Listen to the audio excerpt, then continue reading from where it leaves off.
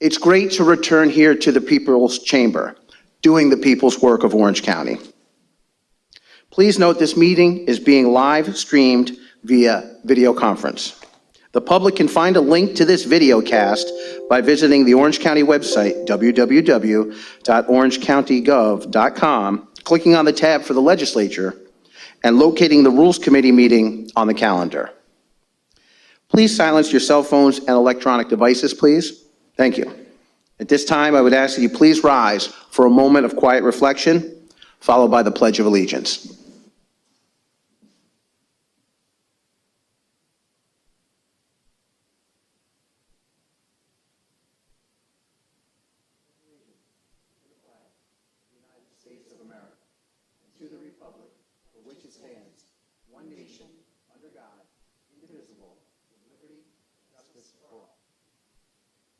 Thank you.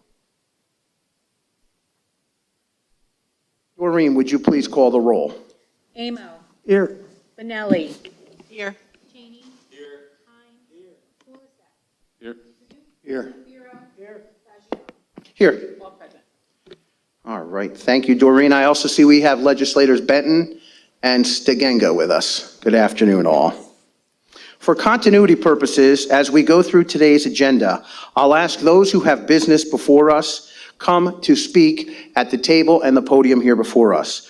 I will then ask members of the committee if they have questions, and then following that, I'll ask other legislators not on the committee if they have additional questions. Just as a reminder, we've done some modifications to the technology here in this room.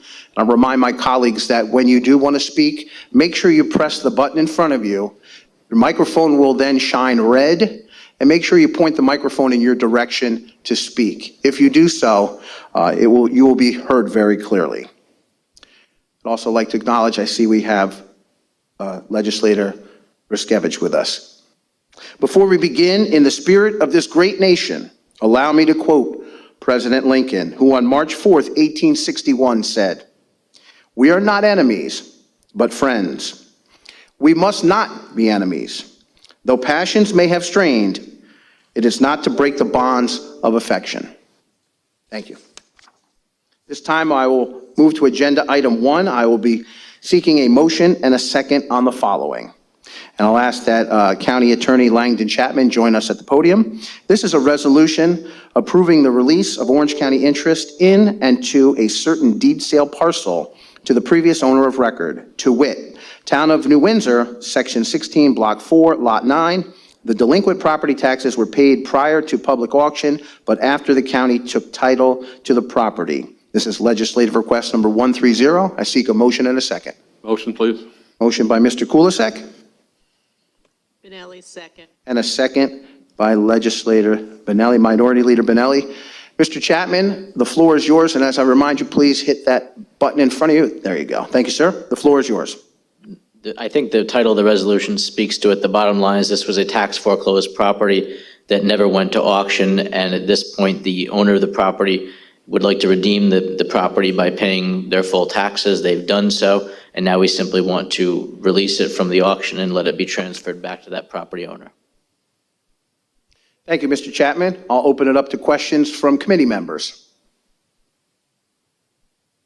And not seeing any additional questions from legislators here before us. Again, not seeing any, I'll call the question then. All in favor, aye? Aye. Opposed? All right, motion carries. Thank you.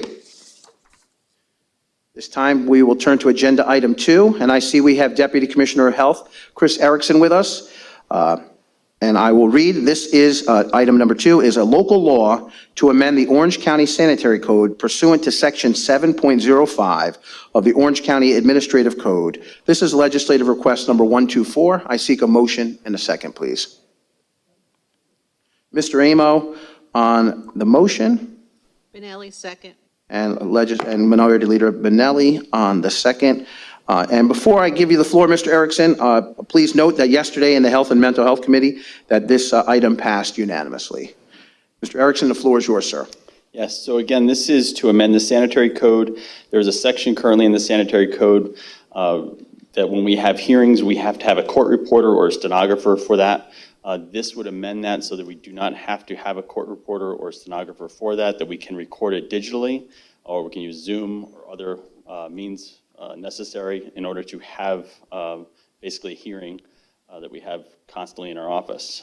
So it's a different way of recording our hearings, and then that recording is made available to everybody that needs to have it. If there is a need for a transcript, then that actually has to be paid for by the people coming in, not paid for by the county. This is a cost savings. Typically, we have to pay for a stenographer to come in, these types of things, and it is fairly difficult to actually get that to happen. So this will actually improve our efficiency of having hearings and be cost effective. And thank you, Deputy Commissioner. I'll open it up to questions on the committee. Okay, not seeing any. Any additional questions of legislators? And not seeing any, I will then call the question. All in favor, aye? Aye. Opposed? Motion carries. Thank you, sir. We'll turn to agenda item number 3. And I see we have Commissioner of Planning, Mr. Alan Sorensen, with us. And we'll start with letter A. This is a request to accept and appropriate funds as a subcontractor to the Orange County Health Department for the Healthy Orange Schools and Communities Program for the period of June 1st, 2021 through May 31st, 2022. The grant funds will be used to fund a 30% of one planner to fill the position of a community health coordinator who will work with the municipal office officials in selected communities to develop appropriate policies for the jurisdictions and work with those officials, community organizations, and members of the public to enact those policies. $66,000. This is legislative request number 122. I seek a motion and a second, please. Minority Leader Paduk with the motion and a second. Mr. Hines with the second. Mr. Sorensen, the floor is yours, sir. Thank you, Mr. Chairman. This is a grant that we have received in the past. We're actually very pleasantly surprised this year to see that this grant has been funded. The planning position that will be utilizing 30%, being able to offset 30% of the salary, was actually budgeted this year 100% with general funds, so this will help to offset that. So it's a net positive for the department in that sense. Thank you, Commissioner. I will ask any questions of legislators on the committee. And not seeing any additional questions from other legislators? Again, not seeing any, I will call the question then. All in favor, aye? Aye. Aye. Opposed? Motion carries. We'll turn to letter B. This is a request to accept and appropriate funding from the Hudson Valley River Valley Greenway Communities Council for the Greenway Communities Grant Program. Authorization is also requested for the county executive to enter into any and all agreements or contracts necessary to secure and implement this grant. The planning department will work in partnership with the Orange County Land Trust on an update to the county open space plan. This is $10,000 and it's legislative request number 136. I look for a motion and a second, please. Motion by Mr. Cheney and a second. Second by Mr. Hines. Commissioner, the floor is yours again, sir. Thank you, Mr. Chairman. Yeah, this is a grant through the Hudson River Valley Greenway, $10,000. It is a 50-50 match. We're doing the match in kind, and we're utilizing the services of the Land Trust to help us facilitate the stakeholder meetings.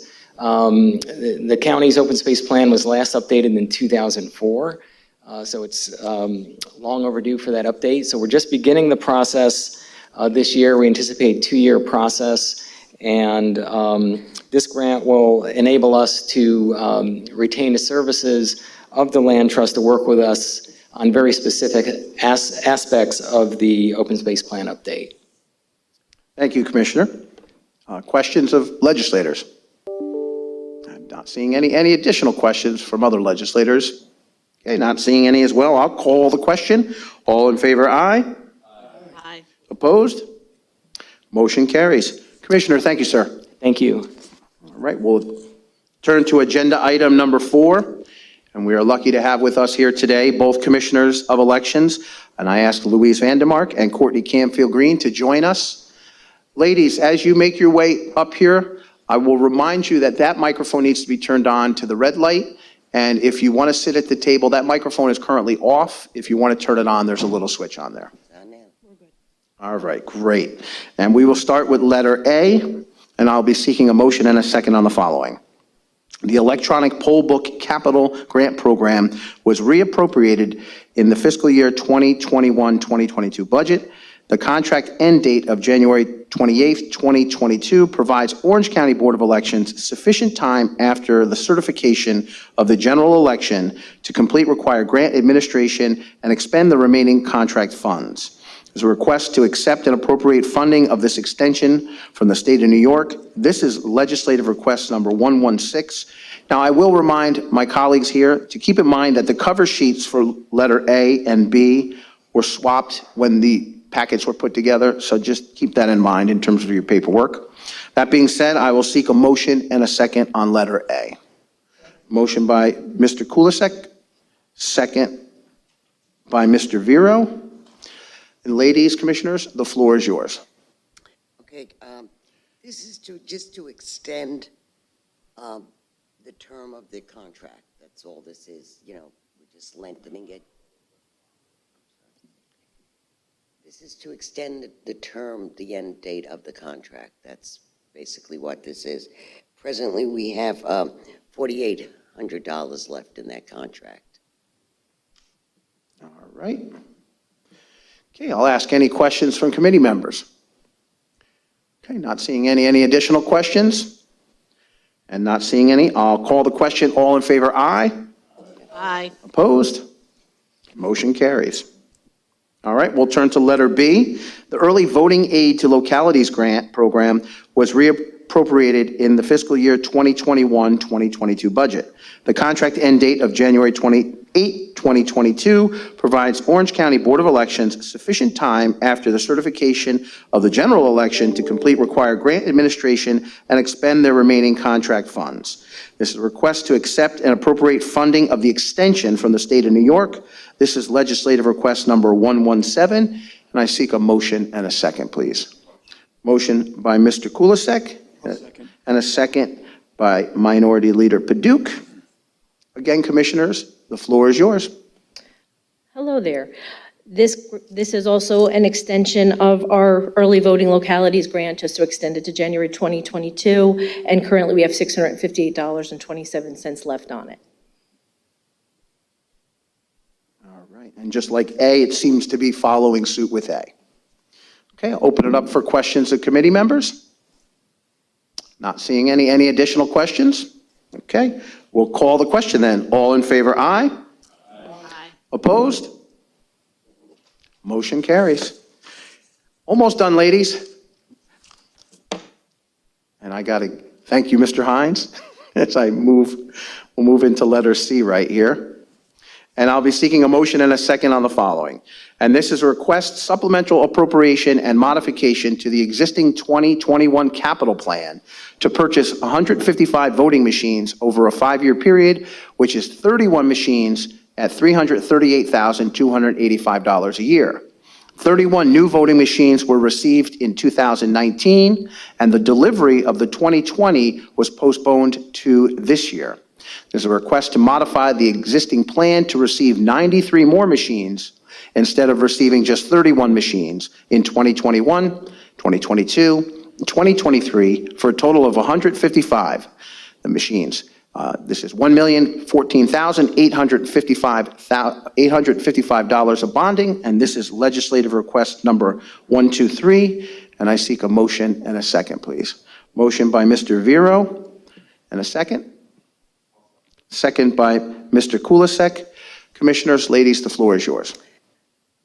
Okay, this is to get all our machines at once. Right now, we're getting 31 machines a year. We just received our second shipment Monday of 31 machines, and we're in the process right now of doing acceptance testing. We have found that it's very difficult to train the inspectors on 3 different types of machines, which is what we have going right now. We have a BMD, an ICP, and now an ICE machine. Yeah, and it's very confusing for them, and it's also confusing for us. And the equipment that has to go out also with it. Right. Everything takes different things that go. So this would make our easier for our inspectors and for us to streamline the situation. If everybody has the same, it's one training class. When we're assigning inspectors, we don't have to check, okay, that one wants to work, let's say in Blooming Grove 1, Lady of Lords, but they weren't trained on an ice machine, which is what we've scheduled to put there. So it's logistics. Logistics. So we appreciate that we have the 62 machines already, and we have that all planned out where they're going, and we're going to try to, We're rolling out our ice machines for the Right. 2021 general election. in 5 towns. So part of 5 towns are going to have the new machines, and then 2022, we're hoping to have the full fleet out. Okay, I have one quick question. Receiving 93 machines, are they all going to come in one day? I mean, are you guys going to be able to handle processing 93 machines in one Yes. day? With We the- did 31 in what, 2 hours? Yes. Excellent. Along We with did Department of good. Public Works, they were very helpful. They found us a site and helped us move everything and do what we needed to do. And we're working with General Services to see what can be done with the other machines, because they're obsolete. Okay. We'll open it up to some questions. I'll start with Majority Leader Benelli. Thank you, Mr. Chairman. Ladies, what is the lifespan of these machines? 10 years. Okay. So in 10 years, you would want to do the same type of program again, so you don't. I mean, we're pushing the other ones right now. We'll worry We are about it in noticing 10 years. Okay. All right, thank you. And please keep us posted as to what you're going to be doing with the machines we can no longer use. Absolutely. It's our Absolutely. intent to maybe give them, to a school district or villages or hold them out in the community. Or scrap metal. Or, yeah. All right, thank you. Thank you, Mr. Chairman. Thank you. Next, I have Legislator Cheney. Thank you, Chairman. The acceptance testing that you mentioned, who does that and how long does that take? And are you going to be able to handle 91 machines as opposed to or 93 as opposed to 31? Monday, we had a team of 8 people. Louise and I were on hand, and we accepted all the machines. And then we do this through bonding? Yes. Yes. Okay. So do we have to have a bonding resolution relative to this because we're going to be spending more money more quickly? I mean, this doesn't appear to be a bonding resolution. Or have we already done that? The machine, we already contracted to purchase the machines, but it was over a period of time. Oh, it does. I'm sorry. And are these purchased by an RFP that the county puts out, or is it done through a state bid? State bid. Thank you, Mr. Chairman. Thank you, Mr. Cheney. As you can see, there's some strong people in here, so if that day comes, you need some help moving some boxes. I know Chairman Bresch will be there with me. Well, what's good is the company is responsible for unloading everything. Even better. Everything together. We're just responsible for doing the acceptance testing. And then right now, we're doing an upgrade to them. And then we wait in about 2 weeks, the state will be down to do the final acceptance of the machines because they can't be used until the state comes and makes sure they're okay. Thank you, I appreciate that. Any additional questions? Minority Leader Paduk. Thank you, Chairman. They're not replacing machines, right? These are new machines. I mean, different from what machines, in other words, do we have to get rid of the other machines? And what's our plan for that? We're working with General Services with that. Is there any financial value to them, or? They're worth nothing. So we're going to be scrapping voting machines? I'm just concerned That's why I because say of all, we want to see if schools, gonna villages, right, that's what I was going to suggest. Maybe we should, We're not just going to toss them to the curb. Yeah. We're not, absolutely not. no, I think a lot of people could benefit from them, like you just talked about, and I just wanted to make sure that that was in the We're doing our plan. best to make sure that happens. Good, thank you. We're just trying to update our fleet. Great. You have enough room going for to have everything, right? problems with them. You have plenty of room for them all? Well, the old ones are going over to the Perry Building Yes, right now. they're stored at Perry They Building. made room for us. Okay. So DPW was wonderful helping us out. So we haven't talked to any of the municipalities or school districts yet in regards to Yet, that? we have to, We had a preliminary meeting with Commissioner Burpo, so we just have to right. I'm just We wondering, have to instead look of at- moving them to the Perry Building and then moving them to, let the schools or whomever come to pick them up, you know? Maybe we could coordinate it so that it all happens at once. Well, we have Get the 'em. liftgate truck, we'll deliver to get rid of them. Okay. Someone wants them. Mr. Duke, any additional questions? No, I'm sorry, thank you. No problem. Any additional questions from committee members? Okay, not seeing any. Any questions of fellow legislators joining us today? Not seeing any then, so I will call the question then. All in favor, aye. Aye. Opposed? Motion carries. Thank you, Commissioners. All right, and we'll continue to move on to agenda item number 5. And joining us, the chairman himself, Chairman Steve Brescia. This is a resolution of the Orange County Legislature requesting that the New York State Department of Labor, federal and state officials take appropriate action to prevent ongoing unemployment fraud and assist small businesses in bringing employees back to work following the COVID-19 pandemic. I look for a motion and a second. I'll move that. Motion by Minority Leader Paduk, second by Mr. Vero. Chairman Brescia, sir, the floor is yours. Thank you, Chairman. Approximately a month ago, myself, Legislator Menudo, Legislator Vero, and Legislator Sassy attended a luncheon, which I believe all legislators were invited to. I don't know if there was a problem with the email, but it would have been nice to see a few more there. But it was a nice luncheon that was funded by East Coast Industrial, Jay Pursuti and Lori Pursuti at Villa Venezia. And we had the county exec spoke and 2 state assembly persons spoke, even though every assembly person and senator from our area were invited. And, Jay spoke about the issues that he has with the Department of Labor, fraudulent claims, and the Department of Labor is basically too liberal with receiving benefits. He gave the example of one employee, I believe, that's been to 4 hearings. And when these hearings happen, he has to go to represent his company. If he doesn't, chances are they're going to give benefits to the fraudulent claim. I mean, he had one employee who was discharged properly for having numerous traffic violations, which he didn't take care of and pay, which if he did, he wouldn't have been dismissed. But he was denied it, I believe, 3 or 4 hearings, and he was just scheduled for another hearing. I mean, it's totally ridiculous. I mean, the Department of Labor is just too liberal, and this is a message that we're trying to send to them. I empathize with his woes. I mean, I went through these woes in the retail lumber business many times, but they're exacerbated so much today from what they were. I mean, it was tough to hire people back then, but now it's impossible. He's had people come sign up for interviews. He's had, no exaggeration, 15 or 20 people sign up for an interview, and maybe one would show up.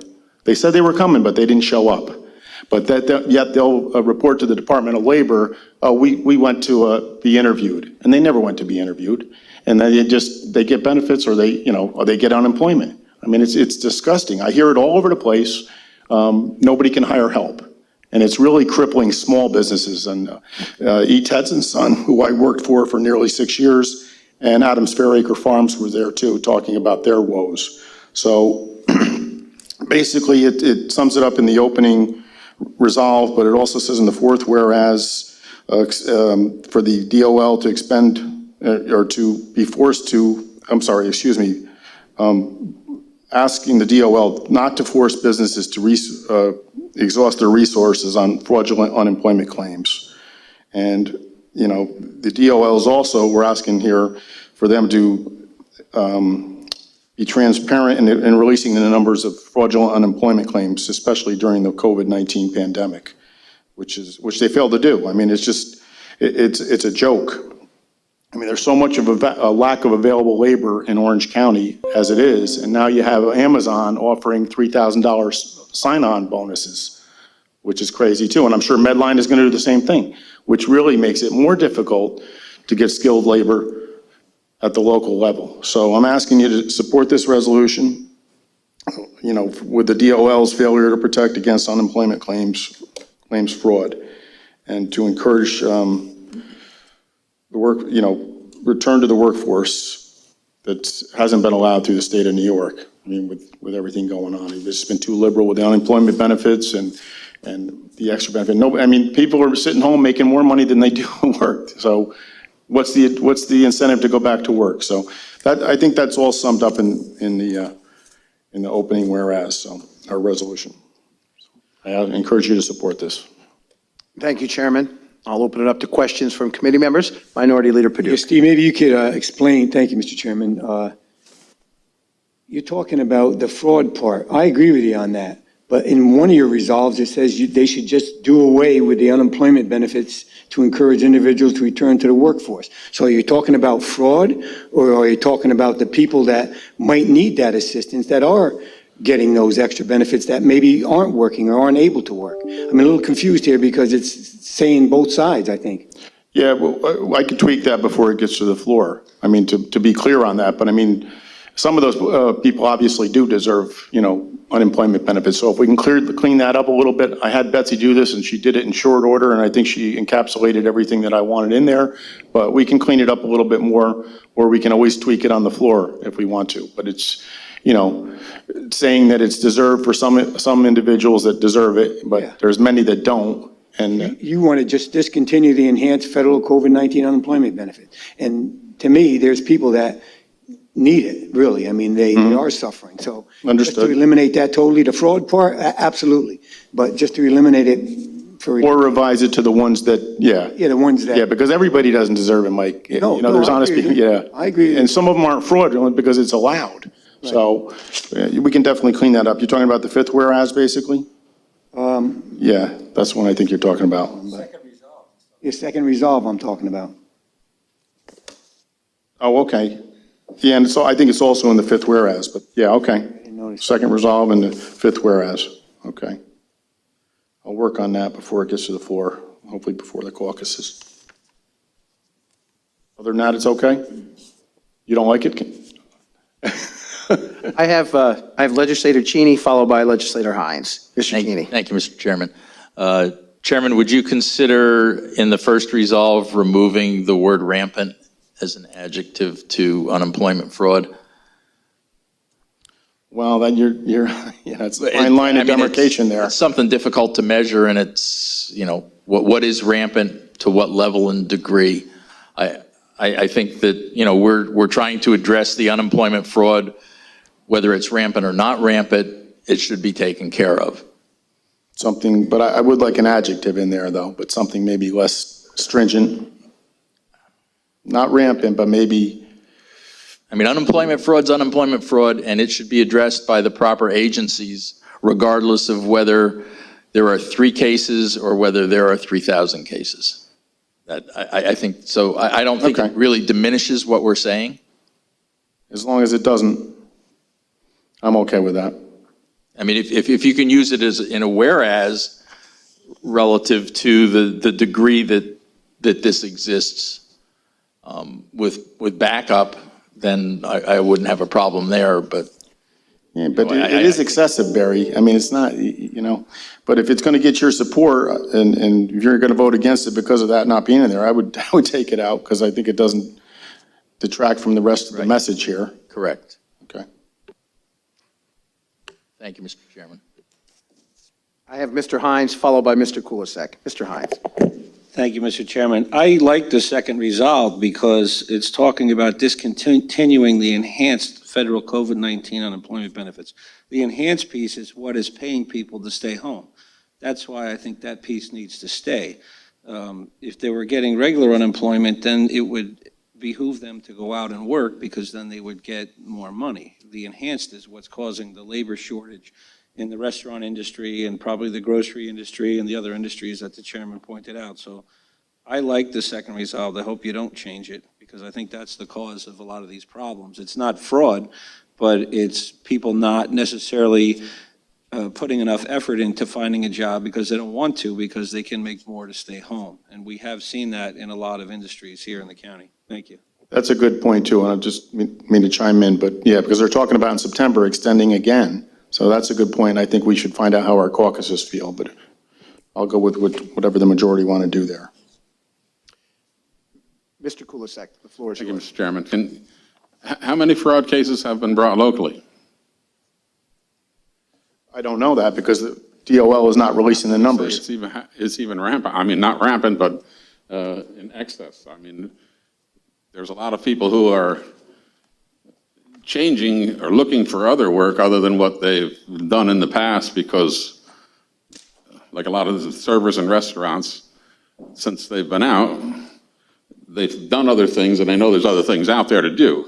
So Those are legitimate cases, Jim. say again? They're legitimate cases. What you're talking about, we're talking about the fraud. The people are just claiming to go look for work, and they're not looking for work. How many fraud cases have been brought? I don't know that, but there's a lot. Because the Department of Labor is not, we're asking them here to release some of those numbers, the fraudulent cases, which you're not releasing. If they did that, we would know, but it's a lot, I'll guarantee you.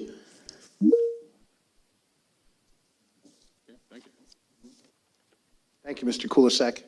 Additional questions from committee members? I also see that we have Legislator Sutherland with us and also Legislator Menuda. Mr. Menuda, you have a question? I do. Could you please step up to the podium? Make sure you put the microphone on, please, sir. Thank you. The floor is yours, Mr. Menuda. Thank you, Mr. Chairman. My name was mentioned with respect to what Chairman Brescia had stated earlier. I hear the term rampant being thrown around. It is rampant. I'm a county elected official. I got notified that the county got an unemployment benefits claim on myself. It is rampant. I had to go to the state troopers who told me that day that I was his fourth one at only 2 o'clock in the afternoon, that they state that it's rampant. The incentive that they're receiving for the COVID extended is not providing an incentive for anyone to go back to work. Many of us are in the construction industry. We cannot find laborers or people to work. Why? Because they're home. It's driving the cost of everything up, labor, materials, et cetera. We got a problem in this state, and I wholeheartedly support every word that is in the document that was provided. I hope you do too. Thank you. Thank you, Mr. Menuda. I don't see any additional questions. So that being said, Chairman, you're going to work on that a little bit, maybe for the general committee? Yeah, we'll tweak it before, and I'll get it to the caucuses. We'll leave rampant in for now because we're not going to make an amendment now, but we'll tweak it before it's the final version. All right, thank you, Mr. Chairman. That being said, I will call the question then. All in favor, aye? Opposed? All right, motion carries. Thank you, Chairman. Thank you, everyone. Great dialogue. Turn to agenda item number 6. And joining us here is Legislative Counsel Betsy Abraham. This is a resolution of the Orange County Legislature pursuant to the Orange County Charter, Article 2, Section 2.02Q, authorizing the Orange County Legislature to conduct an investigation and the issuance of subpoenas to witnesses, the administration of oaths, and the requiring the production of books, papers, and other evidence necessary or material with respect to the Orange County Industrial Development Agency and the Orange County Funding Corporation. And I'll look for a motion and a second, please. A motion by Minority Leader Paduk and a second by Majority Leader Bonelli. And if I may, my colleagues here today, this resolution is introduced pursuant to the authority of our Orange County Charter to authorize the legislature to conduct an investigation and issue subpoenas with regard to the Orange County Industrial Development Agency and the Orange County Funding Corporation. As you're all aware, the Orange County District Attorney's Office and the New York State Comptroller's Office conducted an investigation which resulted in the guilty pleas of 3 individuals formerly associated with the IDA and the OCFC, and a requirement for those individuals to make restitution to the IDA. I'd like to personally thank the Orange County District Attorney, as well as the New York State Comptroller, for their efforts in this matter. Thank you.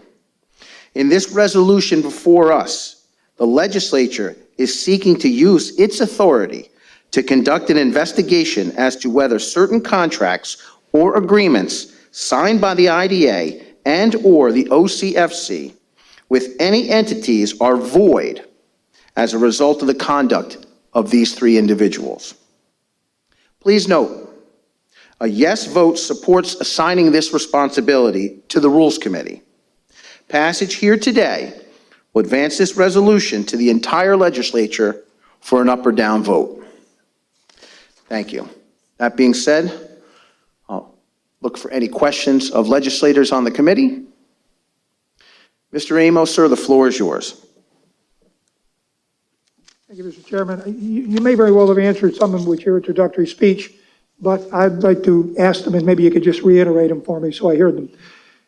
My concern as I read the resolutions has to do more with timeliness and the necessity than the essence of the resolution. And so in reading it, I have some questions. And I think you said it, so let me start with the simple one. What is the goal of this action? Chairman, I will invite our legislative counsel to join us in the dialogue. Okay.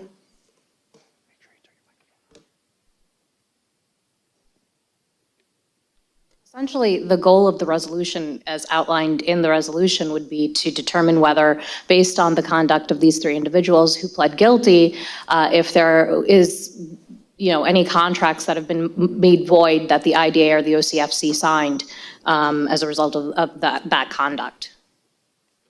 Thank you.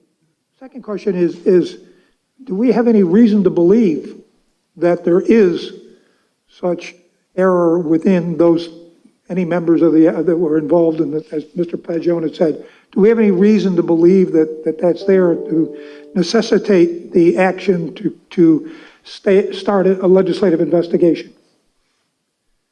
I'm sorry, I did not hear the entirety. Do we have reason to believe? What's that? Do you have reason to believe that there is action taken by those individuals that address the question you're trying to find? Is there any reason you believe this?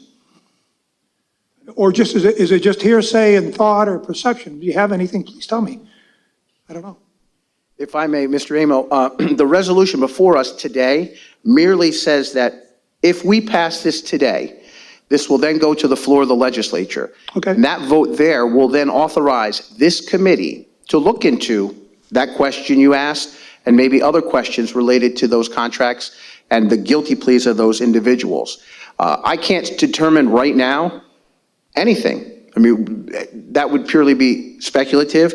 Merely the action here today is to empower this committee to address those questions subsequently. And I hate to use phraseology, but we don't want to put the cart in front of the horse. But the action here today is to merely empower this committee to form a group together to start asking questions as such. I mean, to use your metaphor, I think we are putting the cart before the horse, and frankly, unless we know what we suspect is the case, why go down the path? I mean, we're not even talking anywhere, any cost to this legislature in doing this. I don't know what the cost could be. It's not even addressed. Certainly, if there's opposition by the people involved with the subpoenas, we're going to have to defend it. And it may be nothing or maybe a little bit. So I'm trying to get a sense of, why do you think you're doing that? So that's just a response. The other question I have with this is, which seems to, I guess I wonder, how did it get here to the Rules Committee without passing through E&E? It would seem to me that the strength of this resolution would be enhanced tremendously if we knew that E&E or the IDA themselves would communicate directly with us and say, we've done all our efforts of due diligence, everything we could possibly do, and we're at this point, we need your help. Could you investigate? I think that would be a more strength, that would strengthen this thing. To have no comment or them silent on it seems to me a little questionable. But I don't know, I'm asking the question.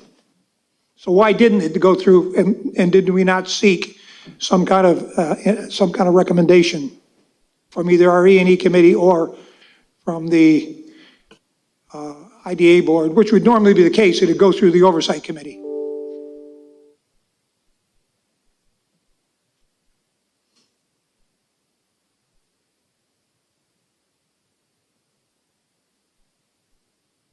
Mr. Amo, that is a question that, if you would indulge, maybe make a motion for an executive session so that we can have information for attorney-client privilege.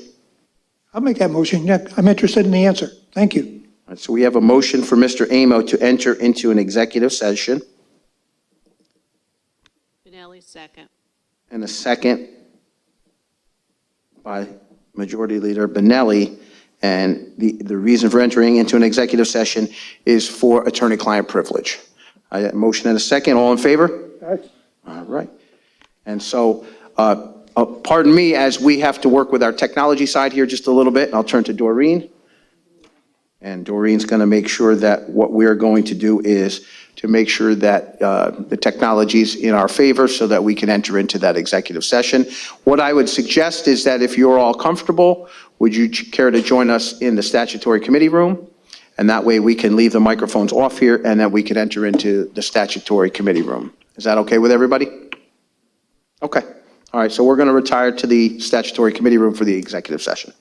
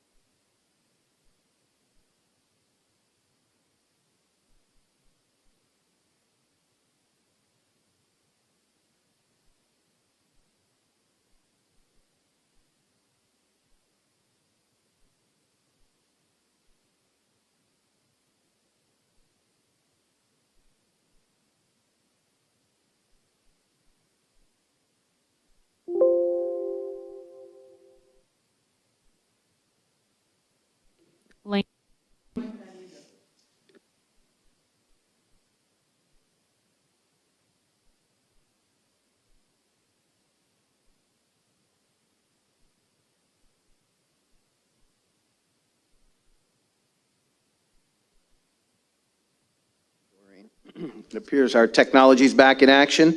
I'll look for a motion to exit the executive session. Motion by Mr. Amo and a second by Mr. Vero. And we have to take a vote on that, right? And all in favor, aye? Aye. Opposed? Okay. We are now out of executive session. At this time, I'll invite Legislator Ruskevich to join us on the podium.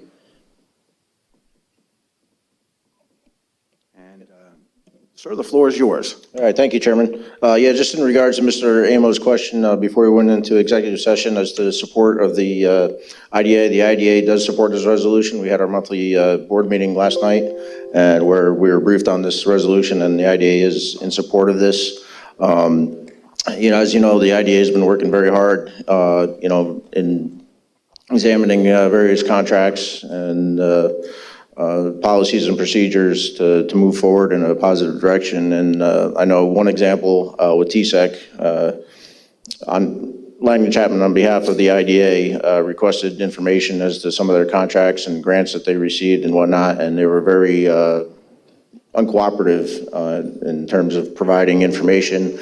And also they had been receiving free office space over at Crotty Lane, and we had asked them to vacate that space, which they had refused since they said they had a lease to the end of the year and planned on staying.